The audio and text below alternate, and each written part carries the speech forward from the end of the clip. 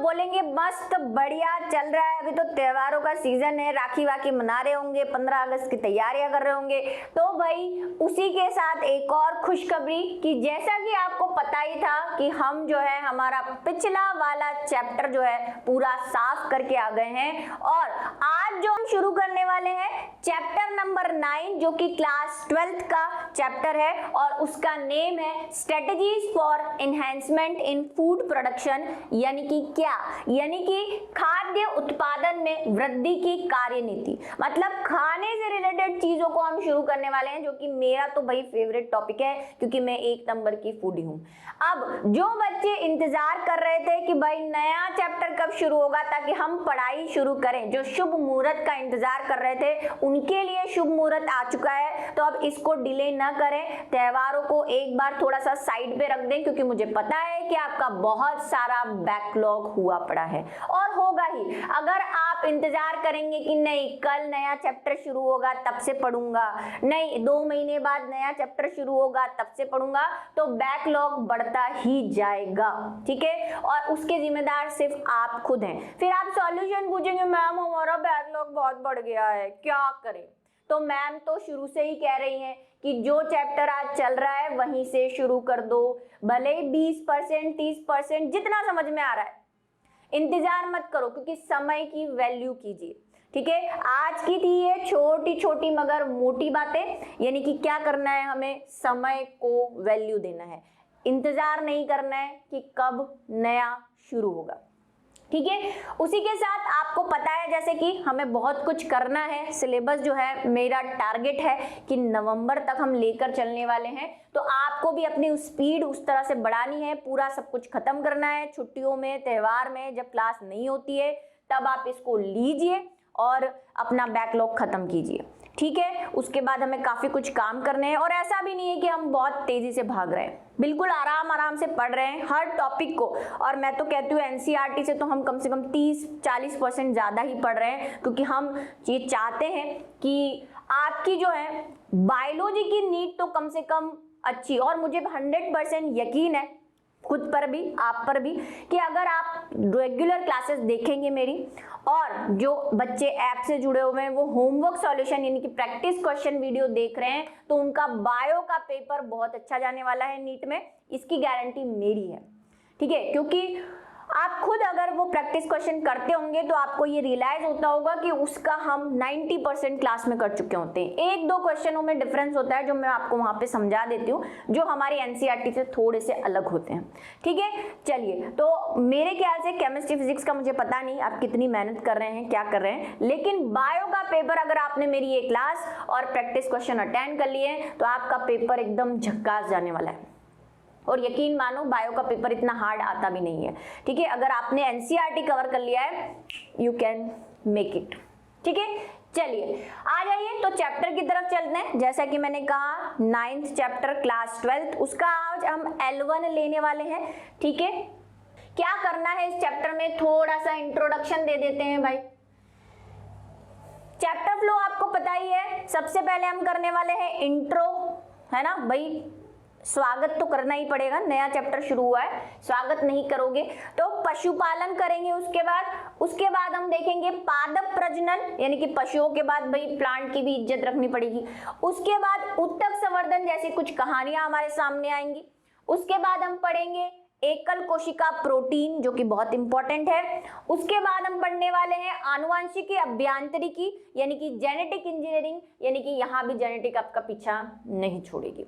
और उसके बाद हम पढ़ने वाले हैं पाठ्य पुस्तक के प्रश्न, ठीक है, जो कि हम करते हैं, सारे नहीं करते क्योंकि हमारी क्लास में बहुत कुछ कवर हो जाता है, सिर्फ वही क्वेश्चन जिसमें आप थोड़े से घूम जाते हैं, ठीक है। चलिए आ जाइए, क्योंकि सारे क्वेश्चन अगर हम करने बैठे तो शायद अगले साल तक हमारा चैप्टर कंप्लीट नहीं होगा, ठीक है। चलिए, क्योंकि वही कहानियां होती है, वही सब कुछ रिपीटेशन होता है, बायो में तो वही है, कुछ चेंज ज्यादा होता नहीं है, वही टॉपिक। और मैं चैप्टर का लेक्चर ऐसे ही बनाती हूँ कि आपके जो पीछे के क्वेश्चन है कम से कम वो आपको सीधे सीधे मिल जाए। चलिए आज जो कि हम शुरू करने वाले हैं वही लेक्चर का फ्लो क्या है हमारा, तो इंट्रोडक्शन पढ़ेंगे, पशुपालन को शुरू करेंगे और कुछ तथ्य देखेंगे, और ये तथ्य इंपॉर्टेंट है क्योंकि इस पर भी नीट में क्वेश्चन पूछे जाते हैं। ठीक है, क्या इंपॉर्टेंट है मैं आपको बता दूंगी। अच्छा, इससे पहले एक और जरूरी बात जो हमें करनी है इस चैप्टर को शुरू करने से पहले, कि ये चैप्टर यानी कि 9th वाला चैप्टर है ये, इससे पहले 8th चैप्टर जो हम जस्ट अभी सफाया करके आए हैं, तो 8, 9 और 10 ये जो चैप्टर है ये आपके मानव कल्याण वाली यूनिट के अंदर आते हैं। चाहे आप किसी भी बोर्ड से रिलेटेड हो, थोड़ा बहुत फर्क होता है सीबीएसई या किसी स्टेट बोर्ड में, ज्यादा कोई फर्क नहीं होता। आपके 12 नंबर के ये 3 चैप्टर हैं, और मुझे लगता है कि अगर आपने पिछला चैप्टर अच्छे से किया है तो आपको लग रहा होगा कि ये यूनिट बहुत इजी है, यानी कि स्कोरिंग है, आप अच्छे नंबर ला सकते हैं। अगर आप किसी जेनेटिक वाले चैप्टर में, आनुवंशिक वाले चैप्टर में वीक है थोड़े, तो आप वहां की स्कोरिंग इधर कंप्लीट कर सकते हैं। इससे पहले वाले जो 3 चैप्टर थे जो जेनेटिक्स के थे, जिसको कि आपके आ गया उसमें 4, 6, 5, 6, 7 जो था वो 20 नंबर का था, है ना, एनसीईआरटी सीबीएसई की। और जैसा कि मैंने कहा कि दूसरे अदर बोर्ड है वहां पे 2-4 नंबरों का फर्क होता है, ज्यादा कुछ नहीं। तो भाई जब 12 नंबर अगर आप ये 3 चैप्टर कंप्लीट कर लेंगे, यानी कि 8, 9, 10 अच्छे से अपने अंदर बिठा लेंगे, जो कि इजी भी है, तो आपके 12 नंबर तो पक्के हैं। ठीक है, और मुझे लगता है कि मैं इंपॉर्टेंट इसमें बताती ही जा रही हूँ कि कब क्या, कैसे कैसे कब कब क्वेश्चन पूछे जाते हैं। ठीक है, चलिए, तो ये तो थी थोड़ी सी इंफॉर्मेशन जिसके लिए आप हमेशा तैयार रहते हैं। आ जाइए अब इंट्रोडक्शन क्या है, कि भाई हमने पढ़ लिया रिप्रोडक्शन, हमने पढ़ लिया जनसंख्या, है ना, हमने रिप्रोडक्शन पढ़ लिया, फिर उससे उत्पन्न समस्याएं पढ़ ली कि भाई जनसंख्या एक बहुत बड़ा जो है हमारे साथ इश्यू है ना। बताया था मैंने आपको कि भारत ने हर क्षेत्र में अपने आप को विकसित किया है और जनसंख्या में भी अपने आप को पीछे नहीं छोड़ा है। उसकी जनसंख्या इतनी है तो भारत ने बोला हम भी पीछे क्यों रहे, हम भी जनसंख्या बढ़ाएंगे। ठीक है, तो हमने बहुत बच्चे बांटे, मतलब तेरे पास बच्चा नहीं है भाई तू ले ले, मेरा बच्चा ले ले, ऐसे हमने बहुत बच्चे बांटे। ये कहानी मैंने आपको सुनाई थी। तो हमने जनसंख्या बहुत बढ़ा ली है, और उसके नुकसान भी पढ़े थे हमने कि भाई जनसंख्या बढ़ने से एक नुकसान हमने पढ़ा था कि हमारी जो प्रोडक्टिविटी है यानी उत्पादकता है, भाई लोग बढ़ गए तो क्या हुआ, जमीन तो उतनी ही है, खेती तो उतनी ही हो रही है, एनिमल्स तो उतने ही है, दूध तो उतना ही मिल रहा है, तो ये समस्याएं हमारे पास आने लगी। और सबसे बड़ी जो आजकल आप बोलेंगे, अभी 1-2 कमेंट आ रहे होंगे, मैम बेरोजगारी, है ना, कंपटीशन, ये तो है ही। लेकिन क्योंकि हमारे चैप्टर से रिलेटेड थोड़ा खाने पीने का काम है, तो हम खाने की बात करेंगे कि क्योंकि हमारी जनसंख्या बहुत बढ़ गई है और उसके हिसाब से हमारी प्रोडक्टिविटी नहीं हो पा रही है, यानी उत्पादकता नहीं हो पा रही है। ठीक है, तो उसका सॉल्यूशन जो है हमें इस चैप्टर में ढूंढना है, और एक तरह से सॉल्यूशन भी है, जैसा कि मैं हमेशा करती हूँ, जो हो गया सो हो गया, अब सॉल्यूशन पे ध्यान देना है। तो वही ये चैप्टर 9 लेकर आया गया कि ठीक है जनसंख्या विस्फोट कर दिया आपने, ठीक है कोई बात नहीं, अब उसको कंट्रोल करें, तो उसके मेथड्स तो हम पढ़ ही चुके हैं। साथ में जो पहले से पैदा हो चुके हैं, अब उनको मार तो सकते नहीं है कि जनसंख्या कम करनी है तो 2-4 को मार दो, ऐसा भी नहीं कर सकते।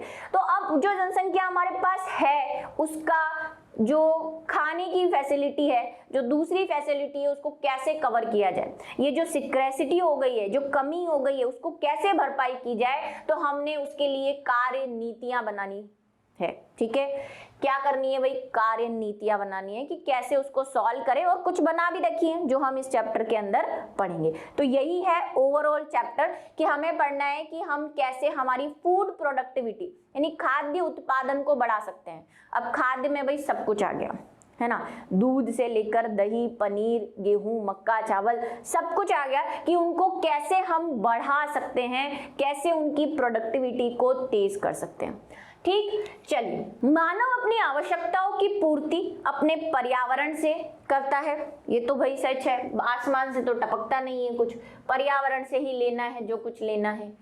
ठीक है, मानव जीवन की 3 आधारभूत आवश्यकताएं हैं, क्या, भोजन, वस्त्र और आश्रय यानी कि घर। ठीक है, ये 3 आवश्यकताएं हैं।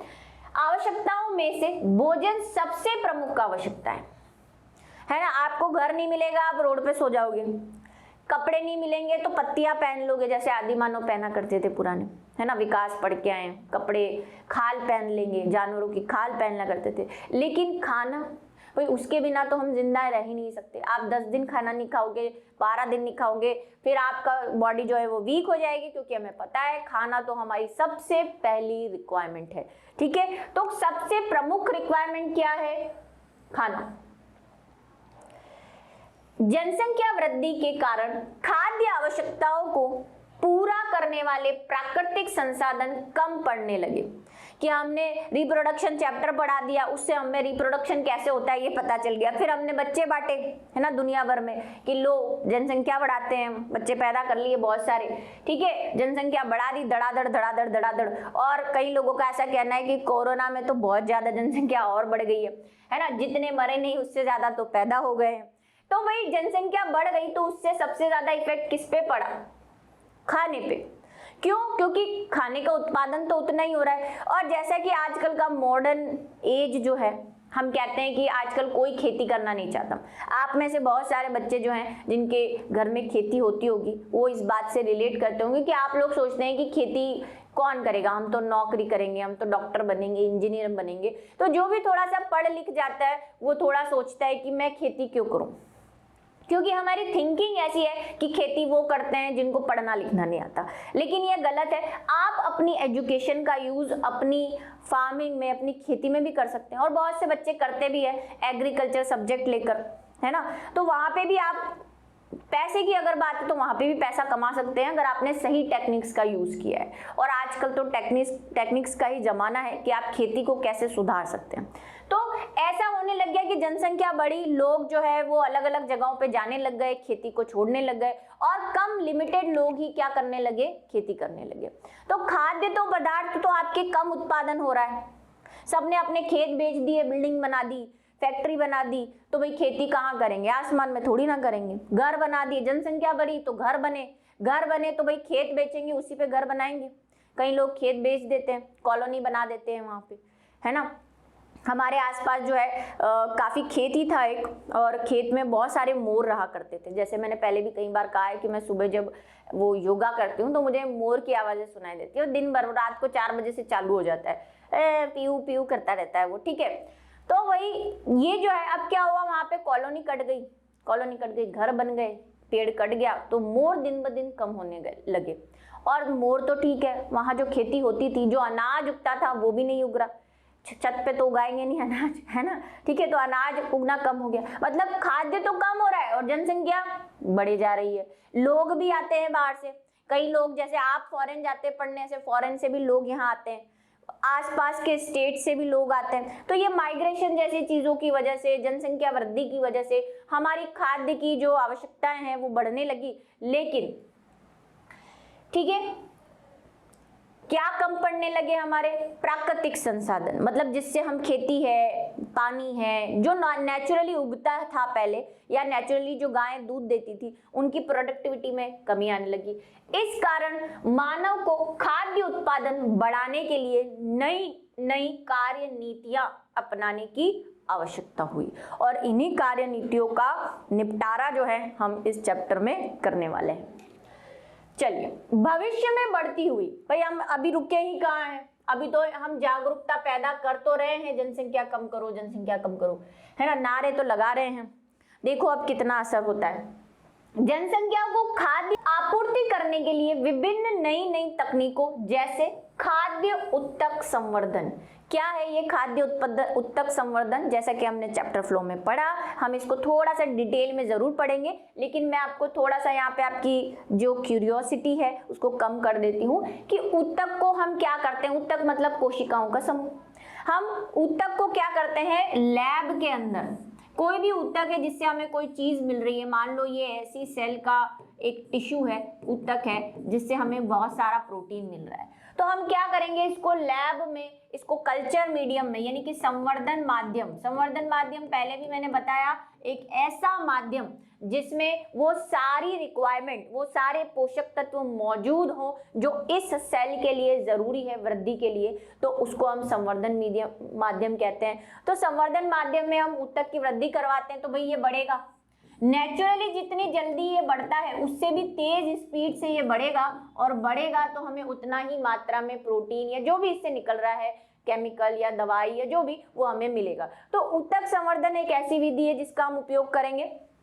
आनुवांशिकी अभियांत्रिकी, ये नाम तो मैंने कई बार ले लिया है कि आनुवांशिकी अभियांत्रिकी क्या है कि डीएनए को चेंज करके, जीन्स में चेंज करके या कोई अच्छा डीएनए यूज करके हम उस डीएनए की कॉपीज बना के उसका प्रोडक्शन बढ़ाएं, है ना। ये सब किस में आता है? अभियांत्रिकी में आता है, जेनेटिक इंजीनियरिंग में आता है। ऐसा भी हम पढ़ेंगे डिटेल में।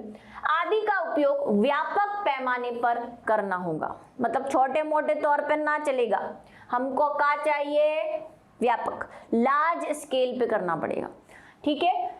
खाद्य उत्पादन में वृद्धि की कार्यनीति के संदर्भ में, ठीक है, क्या क्या चीजें करेंगे हम इस चैप्टर में वो भी आपको पता चल जाएगा, और क्या करना चाहिए वो भी है कि हमारे पास क्या क्या कार्यनीति है। सबसे पहला हम पढ़ेंगे पशुपालन, कि भाई शुरुआत कहाँ से करेंगे? जो हमारे आसपास है उससे, है ना। डायरेक्ट जेनेटिक इंजीनियरिंग पे नहीं पहुंचना है, वो उसके लिए तो बहुत बड़े पैमाने पर लैब चाहिए, ये चाहिए, वो चाहिए, फलाना, आपको पता ही है क्या क्या चाहिए, है ना। जेनेटिक थोड़ी पढ़ के आए हैं हम थोड़ी सी, भाई जो चीज हमारे पास अवेलेबल है। और दुनिया यही कहती है कि अगर आपको किसी चीज का समाधान ढूंढना है तो अपने आसपास की चीजों से ढूंढना शुरू करो, है ना। एक बड़े ख्याली पुलाव पकाने से बेटर क्या है कि आपके आसपास जो चीजें हैं उसका आप सॉल्यूशन ढूंढना पसंद करो, तो वहां से आपको जल्दी जो है ग्रोथ मिलेगी। तो सबसे पहला हम काम करेंगे पशुपालन से, क्योंकि हमारे पास पशु जो हैं वो बहुत सारे हैं, है ना। गाड़ी पे आप जाओ, रास्ते में आपको बहुत गाय मिलेगी, और भैया गाय मुझे बहुत कंफ्यूजिंग लगती है।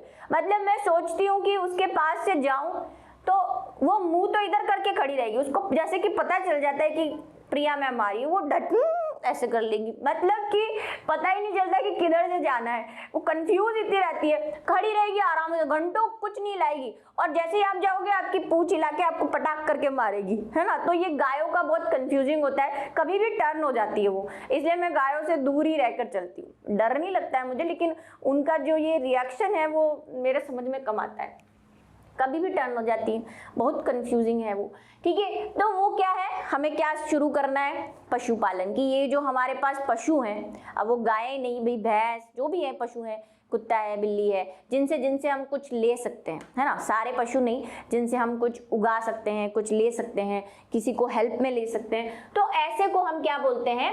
Animal husbandry. भाई इसका बहुत इंटरेस्टिंग मेरे पास एक चीज है, जब हम नए नए, जैसे कि आपको पता ही है, हम प्योरली हिंदी मीडियम से आए हुए हैं, बाद में हमने हमारी इंग्लिश जो है वो थोड़ी सी सुधारी। तो वैसे तो जैसे कि मैंने 10th से ही शुरू कर दिया था इंग्लिश को साथ साथ लेना, और इसीलिए आज मैं हर वर्ड का हिंदी इंग्लिश बता पाती हूँ, क्योंकि 10th के बाद से ही मैंने ये हिंदी इंग्लिश शुरू कर दी थी। लेकिन जब हम नए नए आए थे, तो देखो जब आप शुरू करते हो आपको हर चीज़ का इंग्लिश नहीं पता होता, तो जब हमें किसी एक स्कूल में गए, वहाँ पे कोई कंपटीशन था, तो वहाँ पे कोई बात कर रहे थे, ऐसे बच्चे बात करते हैं ना पढ़ाई की, एनिमल हस्बेंड्री, एनिमल हस्बेंड्री। यार मैंने सोचा ये एनिमल हस्बेंड्री क्या होगा, जरूर कुछ शादी वादी करवाते होंगे, जिसको नाम ही ऐसा है हस्बेंड्री। हमें तो हस्बैंड एक ही पता होता है, इंग्लिश के बच्चों को भाई हिंदी से ज़्यादा 2-4 वर्ड जो इंग्लिश के पता होते हैं उसमें एक होता है हस्बैंड, हस्बैंड मतलब पति। तो हम ये सोचते थे कि यार कुछ शादी वादी या रिप्रोडक्शन करवाते होंगे, जनन वगैरह कुछ करवाते होंगे, उसको बोलते होंगे एनिमल हस्बेंड्री। बाद में जब थोड़ा सा 12th में हम आए, फिर जब मेरी थोड़ी सी हिंदी के साथ इंग्लिश बहुत अच्छी हो गई, तब हमें पता चला कि अच्छा एनिमल हस्बेंड्री का मतलब पशुपालन होता है, मतलब कि पशुओं को पालना होता है। तो कभी कभी ये इंग्लिश वर्ड बहुत ही कंफ्यूजिंग होते हैं कि मैम कहती है कि मैम हिंदी इंग्लिश के वर्ड से इसका मीनिंग निकाल लो, तो यहाँ पे वो वाली कहानी मत अप्लाई कर देना मीनिंग निकालने वाली, वरना क्या हो जाएगा, बेड़ा गर्क हो जाएगा और आपको कहेंगी मैम आपने बताया नहीं, ठीक है। हालांकि कुछ रिलेटेड जरूर है कि पशुपालन में हम जनन भी करवाएंगे, इनका पीछा तो नहीं छोड़ेंगे, कुछ मीनिंग तो हम निकाल ही लेंगे इनका, लेकिन प्योर मीनिंग सिर्फ जनन करवाना नहीं है। पशुपालन का मतलब उनकी रेयरिंग करना, मतलब उनको पालना, और कुछ जनन भी करवाते हैं, ठीक है। देखेंगे हम क्या करना है। पादप प्रजनन, ठीक है। पादप प्रजनन में हम क्या करेंगे भाई, एनिमल को ले लिया, अब और क्या है हमारे पास सबसे ज्यादा, पौधे, जहाँ आए वहाँ पौधे दिखते हैं, तो पौधों को ले लेंगे दूसरे।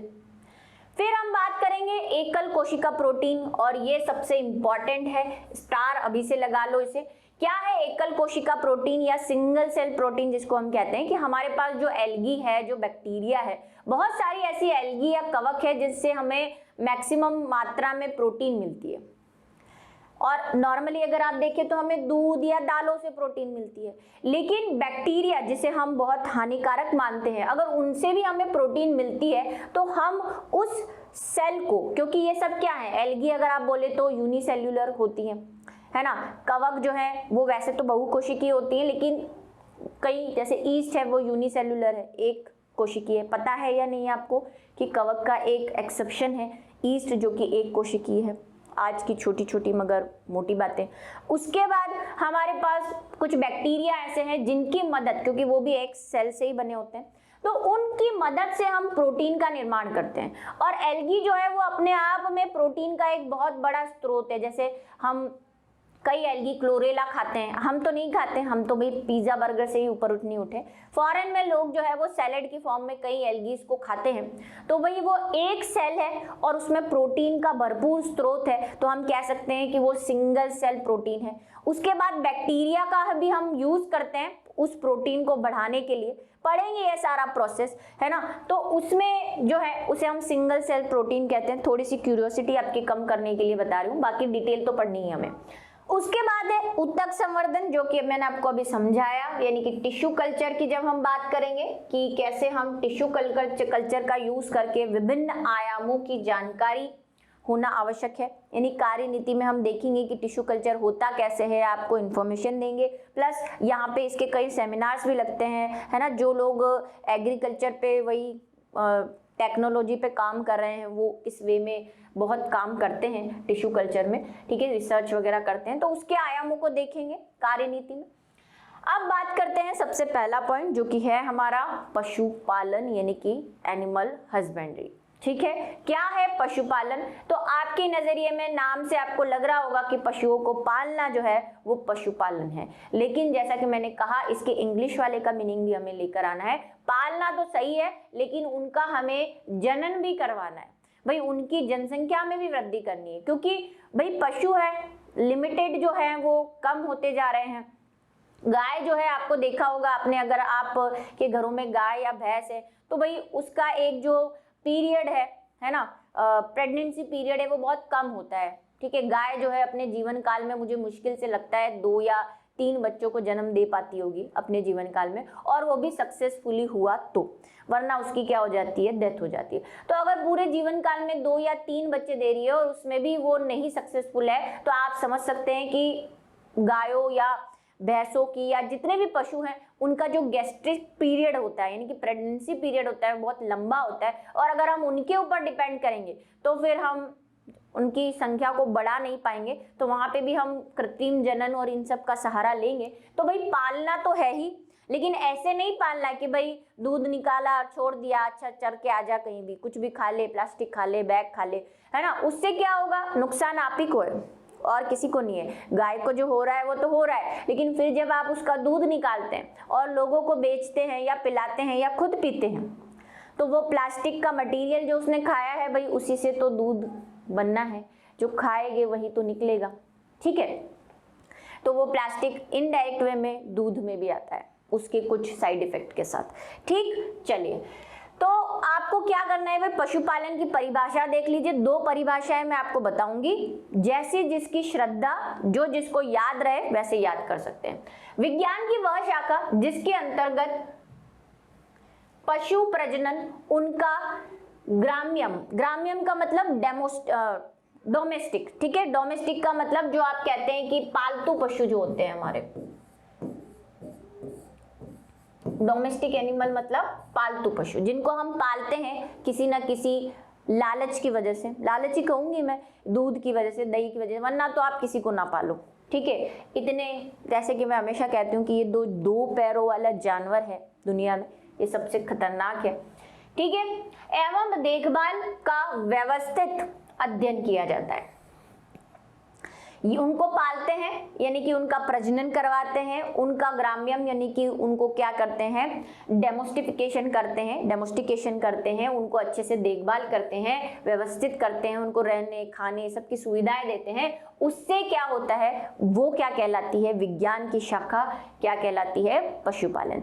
अब आपको पशुपालन पूछे तब भी यही परिभाषा लिखनी है, विज्ञान की शाखा पशुपालन पूछे तब भी यही परिभाषा लिखनी है। दूसरी और देख लीजिए जो शायद आपको थोड़ी सी इजी लगे, कृषि विज्ञान की वह शाखा जिसमें पालतू पशुओं के विभिन्न पक्षों, कौन कौन से पक्षों मतलब कि उसके जो चरण हैं या उसके जो फेजेस हैं, कौन कौन सी फेज है, उसके जो आयाम है, क्या क्या, भोजन, आश्रय, स्वास्थ्य, प्रजनन आदि का अध्ययन किया जाता है, उसे पशुपालन कहते हैं। सब चीजों का ध्यान रखना है, उसको अच्छा खिलाना है, उसको अच्छे रहने की जगह देनी है, उसके स्वास्थ्य का ध्यान रखना है और प्रजनन तो करवाना ही है, ठीक है। और उससे जो कुछ मिल रहा है, दूध दही जो भी कुछ मिल रहा है एनिमल से, ऊन है, बहुत सारी चीजें मिलती है, मीट है, सब कुछ जो है आपको कर लेना है, तो आपको उसकी अच्छे से क्या करनी पड़ेगी, देखभाल करनी पड़ेगी, और उसी को हम क्या कह रहे हैं, पशुपालन। इसको जरा अच्छे से याद कर लीजिए क्योंकि एक एक दो दो नंबर में ये क्वेश्चन जो है वो पूछे जाते हैं, ठीक है। नीट जैसे एग्जामों में भी आए हुए हैं कि आपको 4 परिभाषा दे देंगे, उनमें से बोलेंगे निम्न में से पशुपालन क्या है, या कोई परिभाषा दे देंगे, बोलेंगे यह परिभाषा क्या बताती है, या इस परिभाषा की शब्दावली क्या है, तो फिर आपको बताना पड़ेगा पशुपालन। कुछ भी आ सकता है, नीट का तो भाई क्या ही कहना, ठीक है। अतः खाद्य उत्पादन प्राप्त करने के लिए मुख्यतः किस किस को पालते हैं जरा देख लो, अगर किसी को पता नहीं हो तो, गाय, भैंस, भेड़, बकरी, सुअर, ऊंट, मुर्गी, बतख, बटेर। यहाँ तक तो पता होगा, बटेर भी आपने देखे होंगे, ब्राउन से कलर के होते हैं बटेर, है ना। लोग इनको खाने के काम में, मीट के काम में लेते हैं। इसमें सब कुछ है, दूध दही से लेकर मीट तक के सारे एनिमल है जिनको पाला जाता है किसी ना किसी पर्पस से। तो बटेर एक पक्षी होता है, मछली, झींगा जिसको हम प्रॉन भी कहते हैं, प्रॉन मछली जो आपने देखी है, झींगा मछली, केकड़ा एवं मधुमक्खी आदि का पालन किया जाता है। केकड़ा भी खाया जाता है, पता ही होगा आपको। चलिए, उद्देश्य क्या है पशुपालन का, सीधा सा उद्देश्य है, पशुपालन का मुख्य उद्देश्य मानव की खाद्य संबंधी आवश्यकताओं को पूरा करना है, ठीक है। मतलबी लालची इंसान, इसीलिए पाल रहे हैं, इसीलिए इनको इतनी सुविधा दे रहे हैं, ठीक है।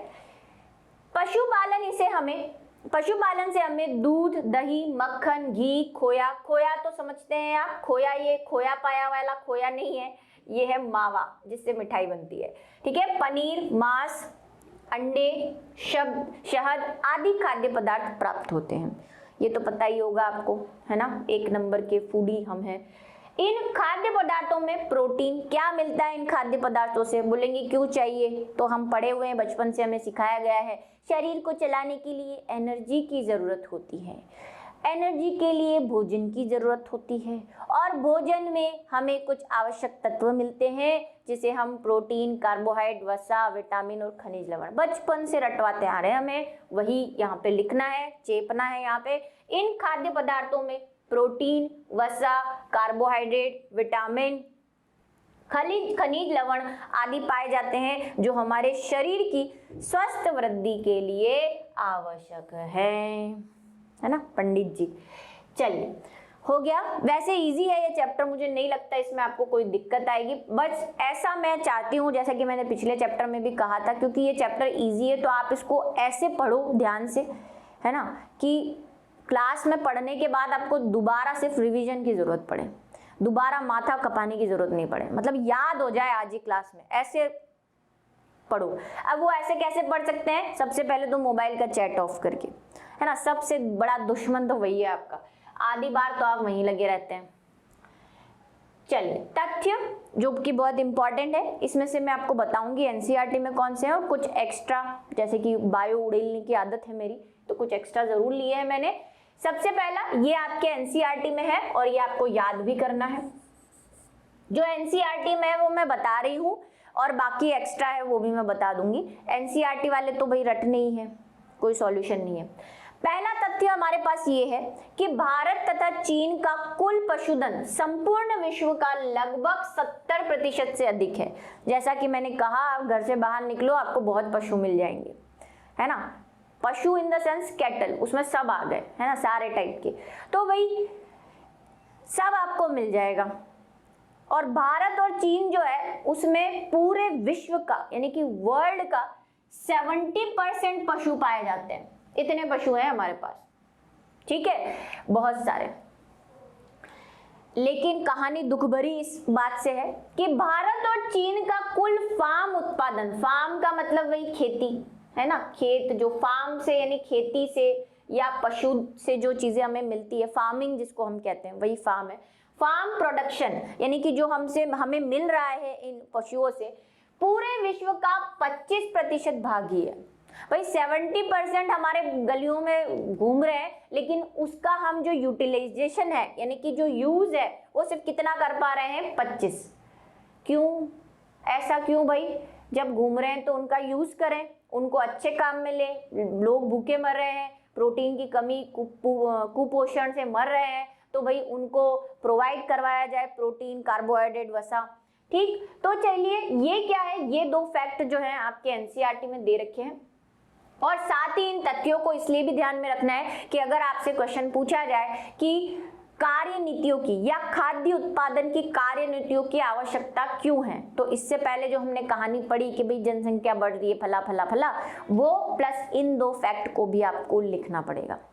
और नोट्स में मैं ये हाईलाइट करके दे दूंगी दोनों, ठीक है। ये दो एनसीईआरटी में है, इनको आपको याद रखना है। बाकी की कहानी जो है आप चाहें तो याद रखें और लिखें तो अच्छा ही रहेगा। जैसे कि अगर हम भैंसों की संख्या की बात करें, भैंसों की संख्या की दृष्टि से भारत का विश्व में प्रथम स्थान है।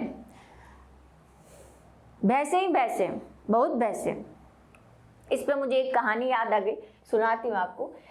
मेरी बहन सुन रही होगी तो मुझे बहुत मारेगी, हालांकि वो मुझसे छोटी है, ठीक है, बहन इन द सेंस कजिन बहन, कि वो क्या है, उसने शुरू में भैंस नहीं देखी थी। जब वो छोटी थी तो उसको नहीं पता था कि भैंस कैसी होती है ना। हम भी जैसे जैसे बड़े होते हैं चीज़ों से वाकिफ होते हैं।